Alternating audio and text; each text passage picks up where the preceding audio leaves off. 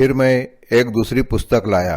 उसमें पिछले 6 महीनों में विद्यार्थियों ने कुल जितनी पुस्तकें पढ़ी थी उनकी सूची थी।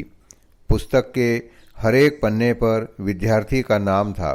विद्यार्थी ने स्वयं पुस्तक पढ़ने के बाद पुस्तक का नाम अपने हाथों उसमें सब लिख दिया था। इससे मैंने अंतिम पृष्ठ पर कुछ आंकड़े तैयार किए थे। कितने विद्यार्थियों ने कुल कितनी पुस्तकें पढ़ी, औसतन प्रत्येक विद्यार्थी द्वारा कितनी पढ़ी गई, सबसे अधिक पुस्तकें किसने पढ़ी और सबसे कम किसने, आदि। किताबों की दृष्टि से भी यह अंकित था कि कौन सी किताब अधिक पढ़ी गई और कौन सी कम। पढ़ी हुई किताबों का वर्गीकरण करके बताया था कि कक्षा के छात्रों ने किस विषय की पुस्तकें अधिक दिलचस्पी के साथ पढ़ी थी। साहब ने वह सूची देखी तो उन्हें बड़ा आश्चर्य हुआ। बोले, इतनी पुस्तकें पढ़ी गई और इतने इतने विषयों की, ये कब पढ़ी होगी? जी हाँ, इतनी पुस्तकें पढ़ी गई है और सो भी मेरी आंखों के सामने। साहब ने पूछा, प्रधान अध्यापक जी, आपकी 7वीं कक्षा के विद्यार्थियों ने इन 6 महीनों में कितनी पुस्तकें पढ़ी होगी? प्रधान अध्यापक जी बोले, साहब पढ़े कैसे? वे दूसरी पुस्तकें पढ़ने लगे तो इतिहास, भूगोल, रेखागणित आदि का क्या होगा? ये सब कब याद किए जाएंगे? साहब बोले, नहीं, लेकिन कुछ सोच जरूर रहे थे। मेरी ओर देखकर कहने लगे, तुम्हारे छात्र भाषा में बगैर परीक्षा के ही पास किए जाते हैं।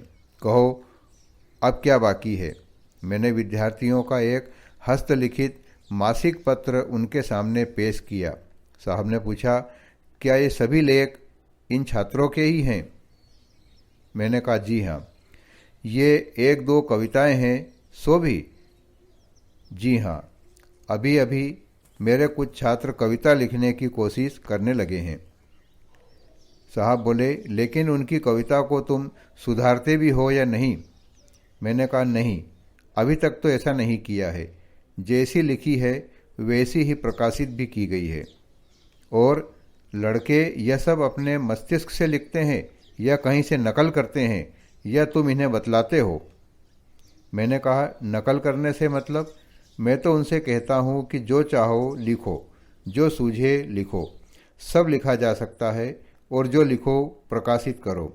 उन्हें सबके लेख पसंद आते हैं और मैं सब प्रकाशित भी कर देता हूँ। साहब बोले, यह अंक तो तुमने खास तौर पर 6 माही परीक्षा के लिए ही तैयार कराया होगा। मैंने कहा, जी नहीं, पिछले 3 महीनों से हर महीने यह काम होता है। हाँ, इस अंक को 6 माही परीक्षा में रखा जरूर है, लेकिन यह खास परीक्षा के लिए तैयार नहीं किया गया था। साहब ने प्रसन्नता से सिर हिलाया और कहा, बहुत ही सुंदर काम है। मेरी तरफ देखकर बोले, भाई तुम विलक्षण काम करके दिखलाते हो। 6 महीनों में कहाँ से कहाँ पहुँच गए? प्रधान अध्यापक ने धीरे से कहा, अब गणित, भूगोल और इतिहास की परीक्षा कब होगी? हम सब दोपहर को हाजिर रहें? शायद प्रधान अध्यापक यह कहकर मुझ पर कटाक्ष किया चाहते थे। मैंने अभी गणित और भूगोल में कुछ भी नहीं किया है। प्रधान अध्यापक जी को इसका पता चल गया था।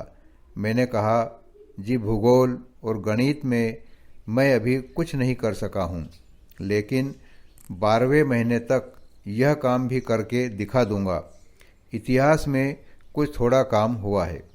प्रधान अध्यापक बोले, ओह, तो यह कहिए न कि अभी बड़े बड़े सब विषय तो रह ही गए हैं। साहब बोले, प्रधान अध्यापक जी, वे तो आपकी दृष्टि से रहे हैं, इन महाशय की दृष्टि से नहीं।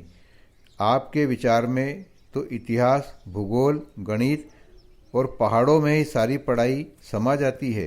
क्यों साहब, यही बात है ना?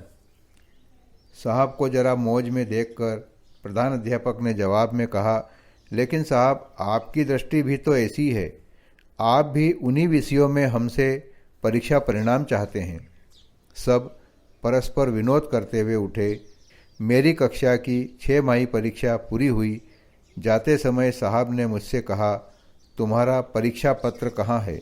मैं बोला, जी वह तो तैयार ही नहीं किया गया। साहब ने कहा, अच्छा तो तुम्हारी कक्षा परीक्षा से मुक्त की जाती है।